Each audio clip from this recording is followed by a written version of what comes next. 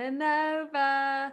I get the countdown to press play wrong every time. So, we'll see how we go. Okay. Anne gets it. She knows. Yeah, it is what it is. It's all good. Okay, we're here. Welcome everybody to Agents of S.H.I.E.L.D. Watch Along Live with Lil, episode 15 of season 1. You might recognize a couple of faces on the Zoom today. We have Ann Foley, costume designer extraordinaire, and Jaimie Alexander, Lady Sif. Woo! Woo! We really need to get some cheers sound effects. Yeah. And Zachary but Abel, my betrothed, down there. How are you feeling, Zach? I've been better in my life, but I'm good. Yeah. You just get your leopard print jacket on, you ready to go. Yes, I had a couple of drinks with Luke Mitchell via Zoom last night, and Simon Cassianides, and are you kidding? That's amazing. Yeah, the three of us. Yeah, they had wine, I had whiskey, and I'm still feeling it. Yeah, you're still standing. Well done. Luke Mitchell, of course, played Lincoln, and Simon Cassianides played Bakshi. So really, it was you had your own little your own Agents of S.H.I.E.L.D. party. Exactly. Okay, let's do the countdown to press play because otherwise we'll just chat and time will get away from us, and we might as well chat with the episode playing. Okay. So I'm queued up to just at the Marvel flip. Okay, hang on. I think there's a recap. Yeah, that's good. Okay. Yeah. Okay. So you can just play the just tell us when the Marvel thing comes up. It's up. Okay. 3, 2, 1, go. Okay, now I just need to turn my volume off. Oh my gosh, we did it. That might have been the smoothest ever. I think it was. Jaimie, you're good. You're a good influence. Oh, I don't know. This is so weird. I never watch myself, so this is. Oh no, you're just gonna have an existential crisis about life. My shyness coming in. Yeah. How long before? I guess this is a question for both of you, but how long before did you know Lady Sif was going to be in Agents of S.H.I.E.L.D. for this app? Well, for me, I was at an event and Clark Gregg came up to me and said, would you come on Agents of S.H.I.E.L.D. if we asked you? And I said, yeah, of course, that'd be fun. I not thinking Marvel would do that. I didn't know.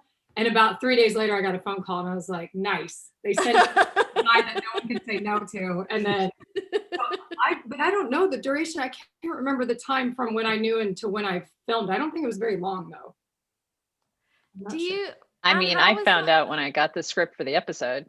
Yeah. It was pretty short. I found out 10 days before, I think. Oh my gosh. And did Lady Sif come with her? Oh no. Did you freeze? Oh yeah. That amazing costume came from Marvel. Yes. I remember squeezing into that again. Did I just drop out? Yeah, there you are. And she's back. There you are. Welcome to the norm. There's something going on with England's Wi-Fi as a whole. Sorry. I think Wi-Fi in general right now. Yeah. Yeah, it's all the lockdowns. It's not good for the Wi-Fi. No, not at all. Anne, sorry, but yeah, no, we use the same. Oh no, we use the same costume from Thor, the second Thor film, because I think this episode ties into, I think that season, our first season was tying directly into the films that were being released that year, the Marvel films. So, and I think Thor had just come out, so we use that same costume for that continuity. It was great. It was beautiful. God, it was gorgeous. That one fit much better than the first movie. That one was really this is real metal. Okay. And then the second one, by the time we made that movie, it was there were these fake stretch leather pants or something. Leather. I don't remember, but you could kick in it and it wouldn't rip. So we were like, fantastic. Wait, so the first Thor costume, that was real metal? I had a corset and then a metal armor corset, which I have to. Whoa. I had to run into it. So this lovely woman named Valentina, who was my costumer, she would try to pry it open and I would be sideways to it and I would shimmy in, like I'd have to take like a 2-step and try to get it, and she would push me into it, and if it caught on my ribs in the wrong way, it was like the worst. But eventually we worked out this weird technique, and surprisingly it worked. Oh my God. So once it was on, that thing is not coming off until the end of the day. Right. It took about 45 minutes to be able to go to the bathroom. So you'd have to like kind of think ahead and like go, I just drank that water, I should probably. So it would, because there were so many hooks and so many things. And that's usually when I had like the cloak on and stuff like that. It was extra, but just the armor itself, it didn't take as long. But this costume that you see in this episode was it was a lot less individual pieces and more like a set of pieces that would hook, with one giant hook or something like that, if I can remember. Wow. Yeah. Was it still metal? Was it? Not really. It was like it wasn't metal. It was like this malleable armor, right? Like I remember. Yeah, it was it was a painted urethane. Yeah. To look like it was metal. So it wasn't it was heavy, and it was safe for stunts. And so that it's not so heavy that the actors can't do what they need to do. And Thor 2, I mean, Jaimie, you were on horseback, weren't you? I believe there was so I think they had to figure out a way to do this so you could do all of your stunts and all of that work in this costume. Yeah. But for us, I mean, we'd never laid eyes on it. And so it was great because it was actually really easy to figure out how it worked. And thank God Jaimie remembered too, because it was that first fitting was like, okay, I think I remember like this goes here, that goes there. And so we figured it out. It was great. Yeah, as time goes on, I remember your boots and those wedges, and I was like, girl, oh my gosh, they were amazing. Jaimie, I'm getting questions from the chat about like not only you entering S.H.I.E.L.D., but like the process of you becoming a part of Thor in the beginning. Do you mind talking about that? Sure. It was actually quite comical. The way I got the part was, I think I was one of the last people to audition. And at the time I had been on a series called Kyle XY, but it was, I would say, a very low paying job for all of us. And when it got canceled, the writer's strike happened. So nobody had any jobs. And instead of blowing through all my savings, I decided to get a bartending job again, which was so bizarre because at the time I was bartending, my show was actually on the TV. So people were like, isn't that you? And I was like, well, yeah. But so it was, a very humbling time in my life, which I seem to thrive off of that kind of thing, just being resourceful and just, and so anyways, during that, I worked at this bar called Happy Endings. It was a sports bar. Oh my God. Oh my gosh, we loved Happy Endings. Yes, Sunset La Brea. Probably that's going to be a soundbite for sure. But yes, we have had so many nights in there. Yeah, that's so fun. That place. It was crazy. Yeah, so that's like a crazy place. Yeah, it was a fun, crazy place. That's a crazy place to work. Yeah, I mean, that's but that was it. There was no job. So like, God, good for you, Jaimie. That's great. Thanks. And so they had like, Emmy Award winning writers going to get bartending jobs. You guys remember, it was a really tough year in 2009. Yeah. So I was there. Yeah. I read for the part. And when I went in, casting in general, they were like, you really favor the comic book drawing. And I was like, well, not all the dimensions, but some of them. And so I had a great time, and they sent it off to Ken Branagh. And at that time I went to work, had to vomit because it was like I had to clean up vomit in the girls' bathroom because I was a new employee and it was a beer pong place and it was a mess. So I was really sad. So I thought, you know what, screw this industry. I should just leave. A couple of days later, I get a call that Ken Branagh wants to Skype and he really wants to, explore this. And I thought, whoa, really? And so anyway, long story short, I go to meet the guys at Marvel, which were Craig Kyle and Kevin Feige. And when I got there, because I worked at this bar and I had to park on something that was nicknamed Rape Alley, which is awful. I'm sorry, but that's what my God. I would carry a giant knife. And I collect knives. I'm not a freak, I promise. But I'd always have one. Like I just, with them, whatever. So I had one. And so anyway, in my bag, when I set it on the chair to meet the guys, my bag fell off the chair and like out rolled tampons, a giant knife, and like all this other stuff. And then they were like, oh my God. And I was like, oh no, I was mortified. And I was like, more about the tampons than the knife. I think they were more scared about the knife, but I was just like, oh God. And so and it was a big purse. I had a lot of stuff because I had to go to work that night. I had to go to the bar. Yeah. So I was like, I had all my food, my almonds and whatever else. It was so embarrassing, but they laughed. And then they asked me about my childhood. And I said, I have 4 brothers. And they're like, because that's like the Warriors 3 and Thor. And like, it was just like funny. So like everything sort of lined up and they played a joke on me. They said that was on a Friday. And they said, by Monday, we need you to come in and do a British accent and you're going to meet some more people. And I thought, oh God, like I've never done that before. And I didn't know how to get a coach or anything. So I showed up Monday. It was actually all a ruse. They had like this conference room of people that like clapped because I do think I was probably the underdog choice for the role. And it was really sweet. And they just said, go to your fitting down the street. Oh my like, God. do the accent or anything. Wow. Eventually, yes, I did. But yeah, it was very sweet. It was That's a fantastic story. Oh my gosh. Wow, that's a great story. amazing. I'm not good at condensing stories. I like tell all the details you don't really need, but that's. Oh my gosh, we need all the details. And by the way, Lady Sif, But the details are like the best part. Yeah. Yeah, And it had a happy ending. It So did. I'm just gonna. There she is. Oh, that was the other thing. They were like, you have to start working at this bar. And I said, why? It's just they thought it was a strip club. And I said, no, Brilliant. it's an Ohio State football bar. Anyways, pretty embarrassing. It's no longer there. Different name now.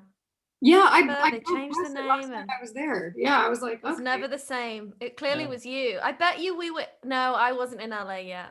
I was gonna say I bet you we were there at the same time, but wouldn't that be wild? That would be. Paths and we didn't know, and yeah, there's just Lady Sif behind the bar casually. Mopping up vomit. Yeah. Oh, that's such a brilliant story, and ones that are so great to share because we've all been in those moments where you go, maybe not exactly mopping up sick, but in those moments where you go, wow, is this worth it? Is this worth me like doing this again? Especially when you'd had a job, been a paid actor on a professional show, and then to go, I'm gonna go clean up vomit in the toilet. Kind of like so I was everywhere too. I still remember like the poster without the belly button. Wasn't that like? Oh yeah. Yeah, like I remember, I mean, for you to go and do that says a lot about you, that you'd be on the show and say like, I need to do this. That's incredible. Kudos. Yeah, and there's no shame in that. I hope people feel that way now, you know, just if they're having to do extra jobs to make ends meet, there's no shame in taking care of yourself. And it's true.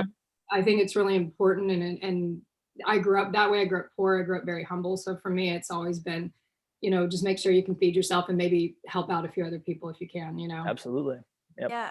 Speaking of which, Jaimie, I saw on your Instagram, and you're on the screen, and we should definitely talk about that. But that you support starlight.org, and I was looking into that. That looks like an amazing charity.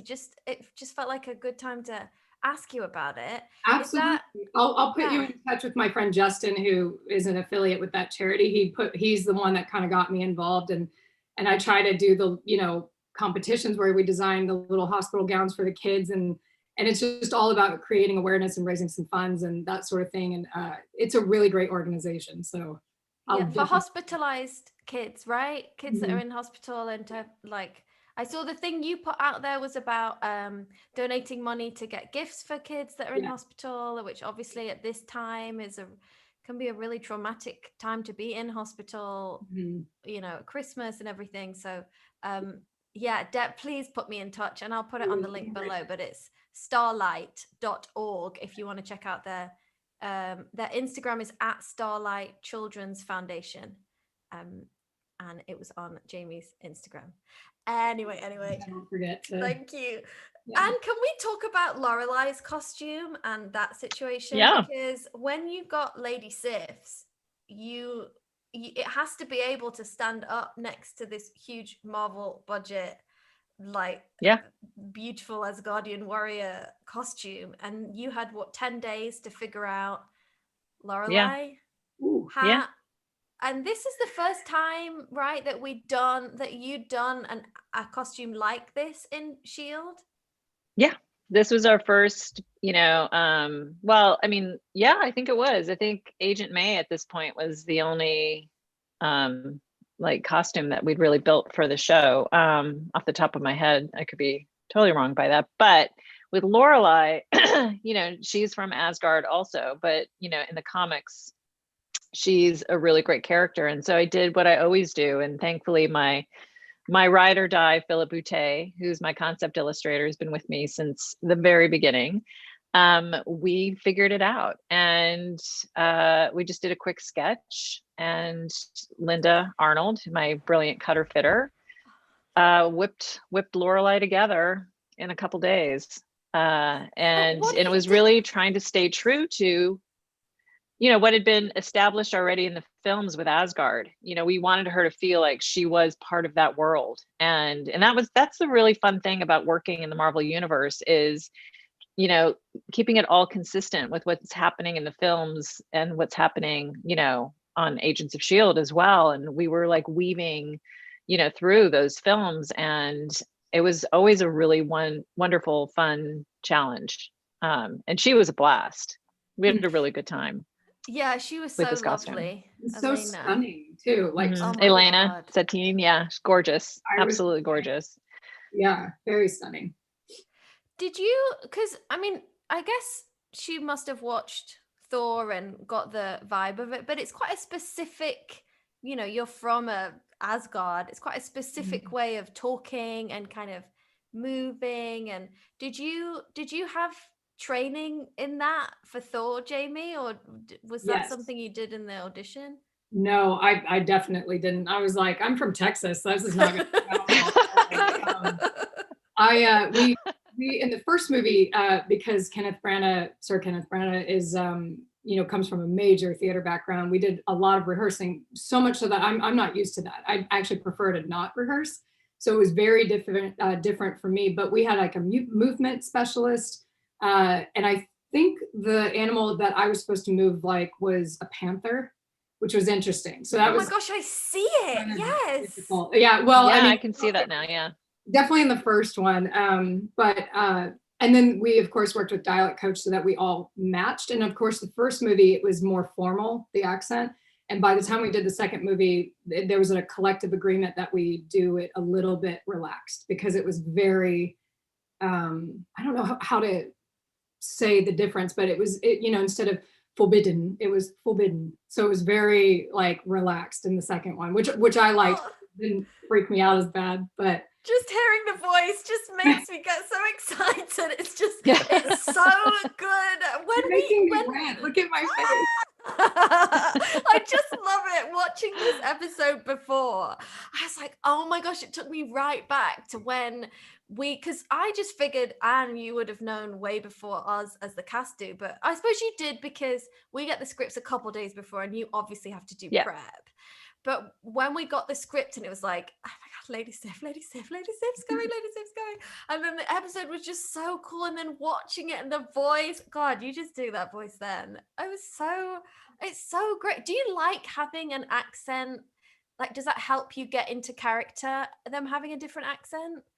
It definitely, with the costume and that accent, I really wouldn't slump forward and speak like that. It definitely creates a presence that is a little bit more effortless with the accent than it would be without. But there's I remember this scene, this day that we were out here, I was horsing around with everyone and I decided to do a really high kick and it was pretty cold in the morning and I pulled my groin muscle. So the rest of this fight sequence, I'm actually somewhat injured. And it was my own stupidity. I like hid it from everyone but my son. Oh my God. Because everybody's like, oh, that's so funny. You can do that in that outfit. And I was like, oh, I should have stretched first. But these group of stunt performers are fantastic. I really think stunt performers in general are undervalued. And I'm one of the advocates for trying to get a category in the Oscars for them because especially wonderful things we do these days with stunts and effects and things like that, they really deserve some recognition. So agreed 100%. Yeah. Did you go through a lot of training? Because watching this, it's you're so precise with all your body movements, and you can tell that you're just like you're in a kind of your own league. What's the training like? What's that? Is it kind of grueling? Well, I grew up wrestling in high school. So oh my God, I love that. Yes. And I did track and field. I was always athletic, and I always had a natural ability when it came to fight techniques. I have no idea. I never took martial arts as a kid or anything, but I've noticed over the course of my career, I do a lot of action type of roles and things like that. And I pick up on it. Now, if somebody put on music and said, do it to this, I would fail. I'm a terrible dancer. I have no rhythm when I have to match like a beat. But for some reason with this, I'm very fluid and I really enjoy it. I think part of it is just believing that you can do it and getting out of your own way and trusting the stunt performer. It's rare I would fight another actor. Usually especially on a show I was on called Blind Spot, I would often thank you. I would often try to fight the stunt person because I knew if I accidentally did a move slightly wrong, they would move. Like they would know what was happening. So yeah, I've just always liked it, but my body's starting to tell me to not do it anymore. But not over yet. I can't. Just your groin on that cold morning. Yeah, they're like, yeah. Now I've had loads of crazy injuries off of Blind Spot, so I think it's been as horrific as this year has been. It's been for me one great takeaway is that I had a break, so I could repair. So. It's so important because you forget that too, especially being on a show like Blind Spot or Shield.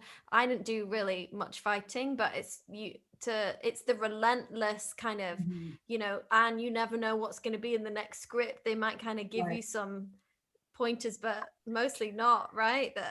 Right. I mean, every now and then. Yeah, the only thing I ever knew ahead of time on Blind Spot was there was a helicopter stunt that I had to hang out of a helicopter in the air. And I was crazy enough in season 2 to say yes. And so I did that, but they had to check ahead of time because they're like, if you're not going to do it, we probably won't do this portion. I was like, no, I'm totally doing it. And I got up there and I was like, what did I say yes to? But it was really thrilling. But that they would have to check ahead of time. Otherwise, I would learn them on the spot. I would go to set fully dressed, like we're going to do these 5 moves. I would learn them and then I would shoot them really fast. I never rehearsed because there was never time, Wow. But that said, I broke my nose, dislocated my shoulders, concussion. Like I've had a lot of crazy injuries, but it was mostly wear and tear, whereas in something like this, I shot 1 episode and then I had downtime to repair if I got injured, my poor groin muscle. But every day, like you guys, when you're every day, it's like, it's hard to catch up on rest and stuff like that. Yeah. Yeah. How cute you are. Oh, I know. Anna, watching this, I mean, talk about costumes. Can we talk about my jumper, my sweater? How cute was that? Do you remember that? I remember us fighting so hard for that sweater. I know. It's like, why do you guys not love this as much as we do? Oh, but I got my way. We both did. Yeah, we did. We're like, look. And this is like vintage Simmons. Yes, it is vintage Simmons. She stands up to Coulson in this one. It's just...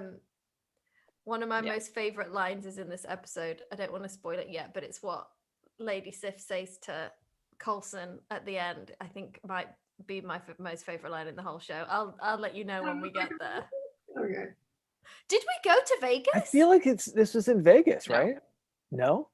She's like, no. There was a second unit. Their second unit, I think, went to Vegas maybe, but we didn't. Yeah, I think Gary Brown went. Of course he did. But it was filmed in Vegas. I was gonna say this is amazing. Yeah. Okay, yeah, that's what I thought. Yeah, so second unit got to go to all the fun places. We stayed in LA. Yeah.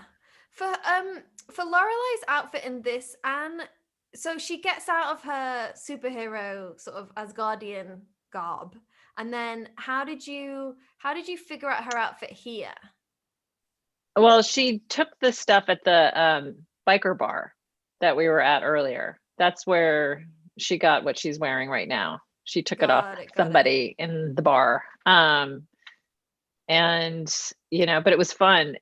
I mean, and we'll see later in the episode with Jaimie too. It's like, it's fun to get to play with what would they look like in regular clothes. Yeah. Spoiler alert. Oh yeah. I forgot about that other one. And and this is, I mean, I love that part, is like those conversations in the fitting room, who is this person, like what are we doing here? So yeah. And how do it's they fun. do it? How does she find it? Where would logically she find the clothes from? She can't, she was in a biker bar, so it kind of has to. Yeah, she took it off sense of one like of the that. ladies in the bar. We don't know what happened to that lady, assuming nothing good happened, but yeah. So, and it was, she was a really, Lorelei was a fun character, but yeah, that was our first, for the show at the beginning of season 1. Then there's definitely some other characters that pop in towards the end of the season. So when you go through the timeline of a character, like I suppose Marvel would have done it with Lady Sif for the movies, but with Lorelei for this, you get the script 10 days before, and then you just call up what was his name again? The drawer? Philip Boutte, yeah. The concept illustrator. Philip Boutte, like, here's what I'm thinking, and he'd sketch it. Could you be in the same room? Yeah. Yeah. He would come to the office and work with me. Okay. And then, so how long does it take him to draw what's in your head? Oh, we did this in 2 days, I think. So, and then 2 days, maybe. 2 days to having the outfit? 2 days for illustrating. There wasn't a lot of time right. to, yeah. Okay. And then you just shop for fabrics. But it's also talking to, and fabrics, yeah. So I had crew looking for fabrics and working with Marissa really closely, and Jeff Bell and Jed discussing the character, what we wanted to do. I mean, there was a point where we had the dress on the mannequin and Jeff Bell came down to look at it and was like, no, I think it needs to come in a little bit here at the waist. And I was like, this is great. So, Bell was really involved in, the creating of Lorelei and her costume. And it was really fun. And, but yeah, it's definitely a condensed time frame on television, especially the kind of episodic that we were doing on Shield. And there's just the nature of it. You learn how to do this really fast and pivot on a dime and shift gears really quickly. It's really good training, and that's not just for me. I think it's for all departments. You learn how to like make a fast decision, stick by that decision, and then move forward. If something's not working, you figure out how to shift direction quickly and make it work. Because we also, as you were saying, it's a really stunt heavy show, and so everything that I was doing on the show for the whole time I was there, it was always in my mind about what if there is a stunt. Most of you guys, all your jeans had stretch in them, the shoes all pretty much, especially with Ming, trying to make sure that they were comfortable, and that you guys could move in your costumes. Because sometimes you just didn't know they would sit down. You just sat down. You're sitting down right now. It was a little higher. That was much easier to. It was not a sitting costume. Yes.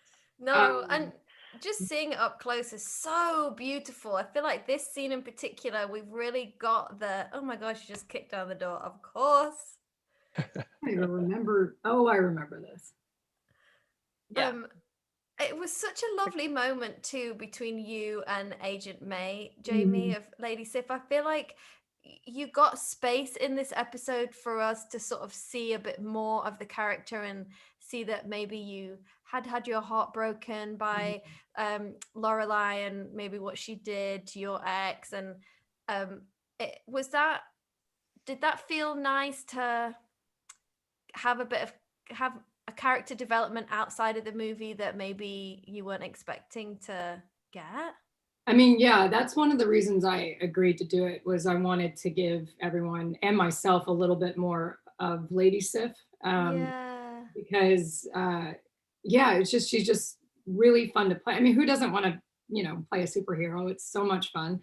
And it's challenging enough for me to want to keep doing it, and it's fun. So I was very happy when I read the script for this episode, and then the future episode I end up on. It's just, it was really, really fun to explore all the differences and get to open her up a bit. Yeah, because this was obviously pre-Blind Spot. Did it give you a bit of a, because was Blind Spot the first TV show that you did that had so much action in and just kind of relentless 22 episodes? Yeah. Kind of. Yeah, it was a bit unexpected. I was under the impression we were doing 13 episode seasons, and then we did 23. So, you did 23? Yeah. So it was wow. we did 23, and then we did 22 and 11. I can't remember, but 100 Oh my altogether. But gosh.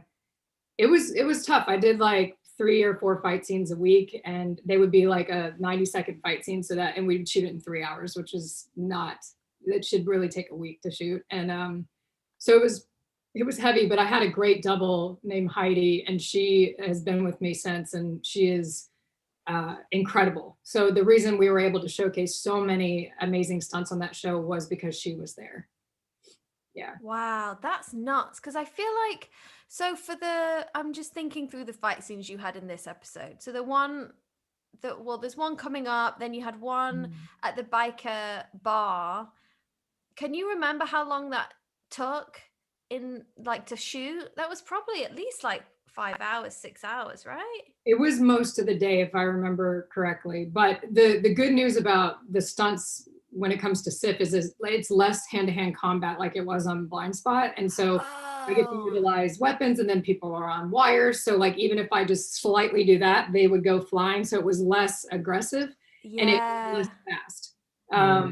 Like that's so more interesting. like methodical. Yeah. How's that staff? It's heavy. Is it? Everything that SIF has, costume, weapons, everything, they're so heavy to where my right arm, especially in the first movie, ended up getting huge, and my left arm was like, meh, because it was just but the sword and doing it around, like doing the flourishes is pretty heavy. Yeah, so it was intense. And that's props, right? That wouldn't have been you, Anne, that's props, yeah. The weapons. And we had stunt versions of it, but they had to be somewhat heavy, because if you hit something, it would bounce like this or it would break. So it was usually something that had some sort of steel or metal inside, and it was covered with a padded version of the sword. Right. But we rarely used those. In fact, in the second movie, I stabbed through someone's costume with my sword. But he was in a God, really? very padded outfit, so it just got stuck. And I remember in the movie I had to kick him off the sword for real, and they kept it because I was like, oh no, I got to keep going. And then we knew each other well. We'd been training for months ago, so I was like, he's okay, I know it. And then when we, they cut there, I was like, did that get anywhere near you? Because it's blunt, but it was just the force that I had to do it because it's so heavy. Yeah. He's like, no, but that was pretty funny. I was like, oh my God. But, yeah, plenty of knocking into. I almost hit Ken Branagh with the staff once. He like asked for me or something. I turned around and I just went, like, stop. But he didn't. I don't remember hitting him. I think he got out of the way, but it was just so big and. I'm a national treasure. God. I know. What a way to go, though. I mean, right? What a claim to fame to be like, yeah, I've done a lot of stuff, but Lady Sif finished me off. Gosh. That's just so impressive, though. That huge of a thing, just even if it was light, it's so big to move around, and I was crazy. Yeah, I was lucky to. Oh, I remember this. This was trippy because this was like I was supposed to be on top, of the airplane, and I was on a green thing, and they were like wiggle around, and I was like, I kind of can't because the armor, like I was like, I need to be pulled. I think they did something where they were pulling me back and forth because I was like, I physically can't. And then the costume got all the green all over it. Like I remember it rubbed off on it, but it was easy to fix apparently. But I just remember fixed it. That I think actually hurt me the worst out of all the stunts because it was like trying to hang on and they were pulling me back and forth with but it wasn't, it wasn't bad or anything. It was just like, oh, this is harder than I anticipated. It's always those things that you just don't expect. You don't prepare yourself to go, right, I've got to just sort of lay down today and look like I'm on top of a plane. That's going to hurt. Then that's the one that it almost ruins the costume that's on loan from mom. I know. And then hurts I know, you. right? Exactly. What was your reaction, Anne, when you heard that the costume had green all over it? I hope we can get this out. Well, it was on this area because it was like, you know, the metal boobs are like grazing the top of the plane, and I was like, that doesn't look right, you know? Yeah. Like, what the hell is Agents of S.H.I.E.L.D. doing to her? Yeah. What's going on over there? I was like, at least it's green. We can fix it in post if we have to. But I know, right? Yeah. that I think was the very last day for me. I think that was on the last day of shooting. I want to say it was either the first or the last. It wasn't in between anything, I think. Right. Yeah, I think it was Gary Brown's second unit, which is usually at the end of the episode. Yeah. This fight scene But was yeah, with Elena. Yeah. Elena. Yeah. Well, it's That's Brett, hard. right? Brett or Brendan? Brett. Brett. It was Brett. Okay. Yes. Yeah, their fight scene is heartbreaking, but really good. And her stunt double was Melinda. Is it Melinda? Agent stunt double. Melinda May. What was her? I think it might have been. No. What was Ming's stunt double's name? I feel like it was Ming as well. Was it me? She had a couple of she was- them. One of them was Ming, yeah. I think her Okay. main one might She have was been great. Ming. But this Wait, whole Ming's stunt double's name was Ming? yeah. Yeah. How have I only just heard of that? That's amazing. Wow. Yeah. Anyways, carry on. But just all of these fights look Forgot you so were there for a amazing. second. Yeah. Are you asleep? I'm just gonna phone Luke in here and be like, Luke, how did you do this to my life? That's hard to shoot in that small space. Did you then have to have fight in the small space? Did you have to have a stunt double costume too? Did you get doubles of the Lady Sif costume, man? Yeah. Right. And I don't remember who your double was on this, Jaimie, but I feel like it was somebody that had worked with you on the film. I don't remember. I don't think it was Heidi. Yeah, no, it wasn't Heidi. It was a woman named Kai Furneaux, and she had doubled That's it. the first Thor. And the second one, I was doubled by an incredible martial artist named Chloe Bruce in England. And so that stunt costume was actually made for Chloe, who is quite short. And Kai is almost my height. I'm 5'9". She's like 5'7" and some change, I think. So I was wondering like how that all worked. But I think Kai was mostly in the rubber armor for stunts. Not She was. Yeah. Right. Or- Yeah. I don't know. Yeah. And there was also. Go ahead. Sorry. Yeah. No, go ahead. The question's coming in for you. What's the worst costume disaster you've ever had? Oh my god. The worst costume disaster? I mean, you probably. No, both. I mean, both of you guys. I don't want to. I mean, answer. Honestly, it's things like I actually posted a picture of it on my Instagram at one point of Ian eating tacos outside from craft service, and right here in the middle of his shirt was just a big glob of cheese. Oh no. And yeah, it's that. Or there was a really great picture, again, I posted it. Chloe had sat in something in her costume, and so it was 2 seconds before they wanted to start rolling, and so we had to get out the blow dryers, and we're there on set just like trying to clean her up before so we could get her back on camera. It's stuff like that, but It's basically you know, actors I messing mean, it up for you. absolutely. I mean, if that green hadn't have come out of Lady Sif's outfit, that could have potentially been the worst thing that ever happened. That's crazy. But that's the thing. It's like you start like, I don't even, it's sort of like when I think about those things, there's nothing that can't really be solved or figured out. That's why I've got an amazing crew. I mean, I got the phone call like, oh my God, there's green all over the armor, but we got it cleaned up and it was fixed and it was fine. I think one of the straps broke and we fixed it, and, you know, we moved on. It's sort of, stuff happens. I mean, that's just the nature of it. And you gotta laugh, you know? I mean, I don't remember there being like any horrible blowouts or, you know, moments, How much you know, would where a costume like that cost to make? Well, I mean, it's hard to answer. It's sort of, it can be like hundreds of thousands of dollars. Sometimes it just depends on, you know, where you're making it, who's making it, what sort of, you know, what things you're using to make it. Wow. You know, whether it's the urethane or it's the real metal, that can affect the cost as well. Like, how much time do you have? If you're building it in-house versus having an outside vendor make it for you, there's so many like factors in there. She's bringing this up because she's been having wedding dress fittings, and I think it's to put it in perspective that. Got it. Oh my gosh, Zach, if only you knew. Well, that's a whole nother Zoom call. Yeah. Ann's aware, don't you worry. Oh yeah. Jaimie, I've already got my ideas. Yeah, there you go.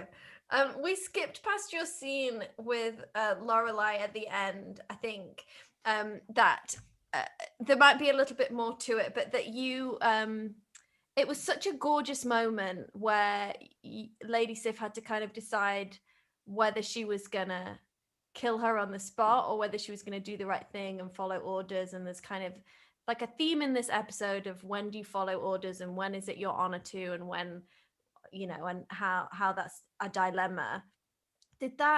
Can you, as an actor, how do you sort of approach those moments? Because you can really see the emotion in that scene with you, but then you're obviously still playing and as guardian warrior, and there's only so much that you want to, like, how do you approach that as an actor?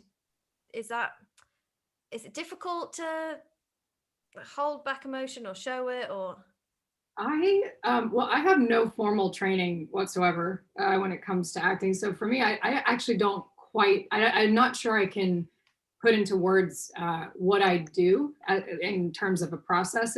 I just think I'm a very empathetic, sympathetic, compassionate human. And I can understand, I know what restraint feels like, and I know what trying to do the right thing, I know what that feels like, and trying to quiet down the ego, I know what that feels like, and that sort of thing. And I think it just comes to the surface when I'm given an opportunity. Sometimes it's hit or miss. Like sometimes I totally bomb it, and who knows, especially like if I, you know, if it just depends, you know. But she was so great to act with and everything. And you know, I think I just thrive off of playing, let's see, I've been told this, strong but vulnerable characters. It seems to be my thing. So so hopefully, you know, that I don't lose that ability. But I do wish that sometimes I had more of a tried and true process, because again, it's very spontaneous what I do, and sometimes I don't nail it. So, but I think that's wonderful. And I think that's so, I do too. Oh, it's just brilliant to hear that you don't, because I get a lot of questions as to should I go to drama school, and when is it too old to, you know, try to act, or like, you know, people ask a lot, like, I'm thinking of a second career choice, but do I have to then go back to drama school, or how do I, the training and stuff? And there's no real one size fits all. And it's just it's really brilliant that you took your own path. And one of my favorite things about doing these lives is you get to hear how people, that there's so many different ways to do and be successful, whatever your success level is, whatever you do, there's so many ways in. And I've worked with a lot of people that have been to very fancy drama schools, and they give you absolutely nothing. Mm-hmm. It's no guarantee of anything. Right. How did you get in to the business? Like, what was your route in? Crazy long story. I often have quite a few crazy stories when it comes to how things come about in my life. But for me, I was in Texas. I was 17, and hang on one second, let me pause that. And I had a really good girlfriend that her family had a little bit of money, and we were at the mall. And of course, we were both tall. And this scouting agent comes up and says, "Oh, you know, I think," and this is in Dallas, and he's like, "I think you guys should be models or actors," or whatever he said, I don't know. But she thought, my friend Lisa was like, "What a fun thing to do, we should do it." And I had been kicked out of drama school in high school because I couldn't sing, and they only did musicals, so I couldn't get extra credit or anything. So I became a wrestler instead, so whatever. But So then I did this show. Oh, so basically, That's the story I want to hear. Me too. That's another podcast phone call situation. You should write a script another about that, Zoom. Jaimie. That would be an amazing movie. would be. Well, it gets weirder because I couldn't afford to pay this scouting agency to do this like showcase, right? So I was like, I'm not doing it. But my friend Lisa was like, well, I already signed up, so now I have to do it. She got her wisdom teeth pulled out the day before.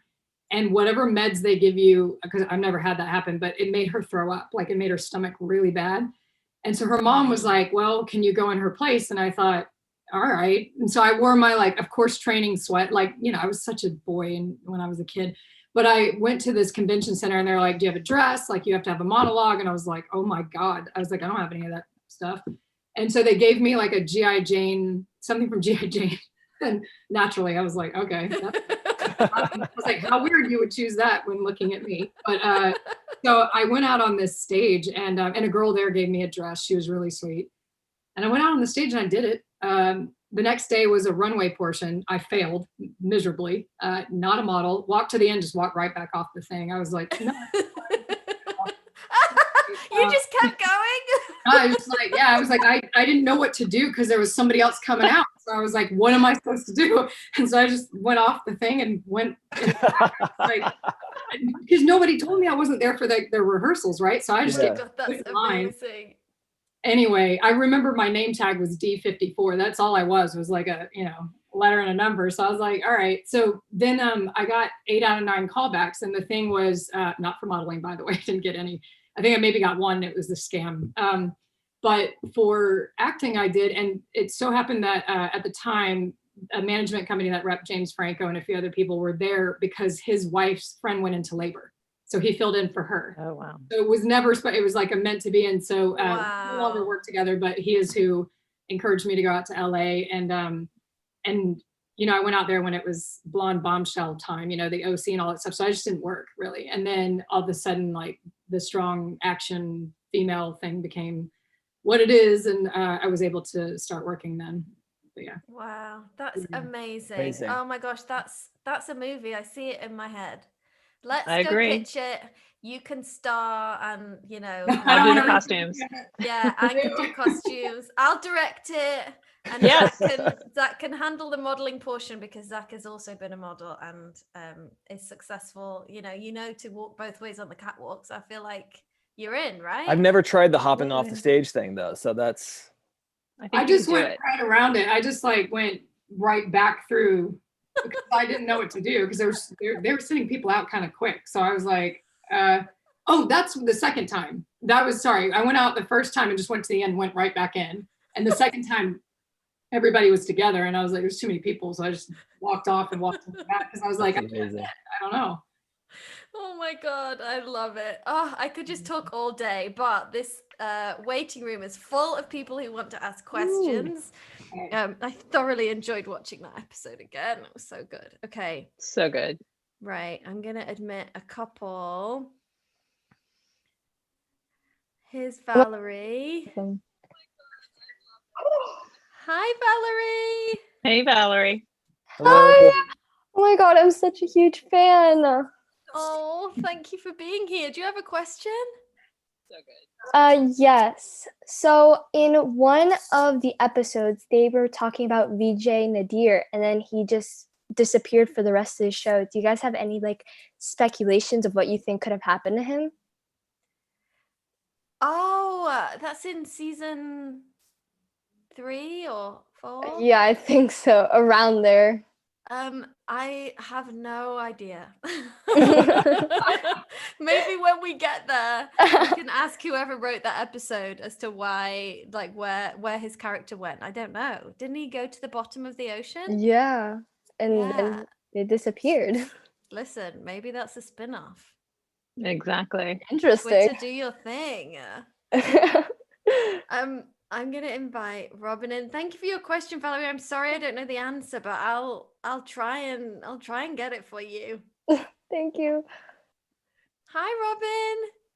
Hi, Robin. Hi. Oh my gosh, look at your backdrop. Oh, I love your background. The baby Yoda. Do you have a question, Robin? Yeah, I had a question about this episode, actually. I was just wondering if there had been any conversations behind the scenes about the fact that Ward can't really consent to having sex with Lorelei because he's under her control. So I was just wondering if anyone had talked about that. I don't know that. I know there was a lot of discussion afterwards about that. I don't know if that was necessarily thought in the moment, because I don't think they would have done it. But I know afterwards that was a big discussion and a big thing that was rightly brought up by people watching it. So yeah, I think in retrospect they were very aware of it. Yeah. And I think he would have. That's just me, but I think that he would have consented. Yeah. Well, I mean, it's an interesting thing with Ward is that there was that moment at the end where Lorelei had her necklace on and he still tried to shoot May, so that he wasn't under her spell at that point and was still potentially under Hydra's sway. But I feel like we have time for a one more question. Robin, thank you so much for your question. Feel free to stick around. Is that a backdrop from Mandalorian? Yeah. Oh, I love it. Love it. Our very own Simon Cassianides in there. Okay.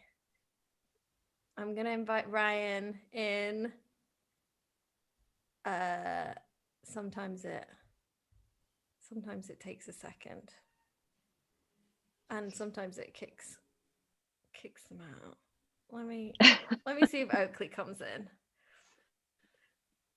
We were doing so well technologically speaking, and then it just I think so many people are trying to get into this Zoom that people that I invite in for a question keep getting kicked out. Maybe we'll see if they join or not. Oh, here we go.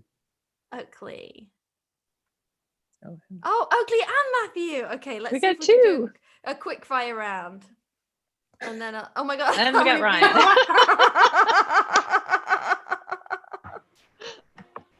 I think the limit is 100, so we'll be okay eventually. Whoever connects to audio first, go for it. I feel like. Ryan, go for it. Do you have a question?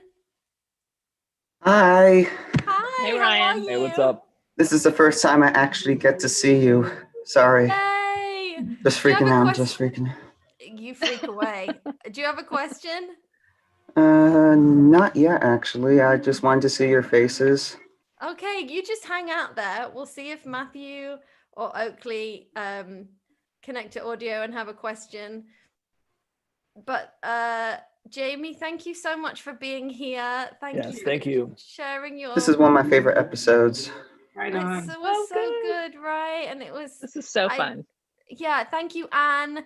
Thank you, Zach, as always. Jaimie, I was so inspired by your way into stardom, your attitude throughout it all. It was such a thrill for us as a cast to have you in this episode, and just rewatching it. Lady Sif is just everything, and I just love her so much. And Anne, thank you for being here. Your expertise are amazing. I think I'm gonna fill the waiting room. Unless Oakley, do you have a real quick question? No, I don't. Okay, well, enjoy being here. Thank you for watching along. I'm going to admit the rest of the people in the waiting room, and it gets a bit crazy. So we'll wait for a while and then we'll sign off. Thank you guys for being here. Oh, yes, one last thing. Thanks for bringing Jaimie. Yay, of course. Oh, hi. We're going to have a break for 3 weeks now. So we'll see you in 2021. Aww. Yes, I know, but we've got to have a holiday. Okay, exactly. Thank you guys. Okay, here comes everybody. Wow. Bye, everyone. Hi. Hi. Hello. Oh my God. This is so exciting. Hi. Hi. Oh my God. gosh, Hi. you got in. I love this See you in the new episode. year. Thank you Watching so myself much. change the Gina, list is nice crazy. Thank you. Hey, Thank you so Emily. much. Hey, Anna. Hi, Bye. James. Miss you, but holidays are important. Hey, Franklin. Brian, what's up, Bree? Oh my Hi, gosh. Lou. What's up, Joseph? Thank you so Yeah. much. Thank you so much. Good Thank holiday. you. 2021. See you in Yes, 2021. 2021. In time for my birthday. JB. Happy birthday, Hey, Marissa. Hi, Isabella. Kennedy, Elise, Hi, hey, Oh hello. my God, I love Hey. Amanda. Hello. Love you guys. you. You wish Megan and Nigella happy Hi, Ann. birthday. Hi, Jaimie. Hi, Zach. Happy birthday. I did it. Thanks Do you guys so think good of the to new see you, Marvel? 21. Paige.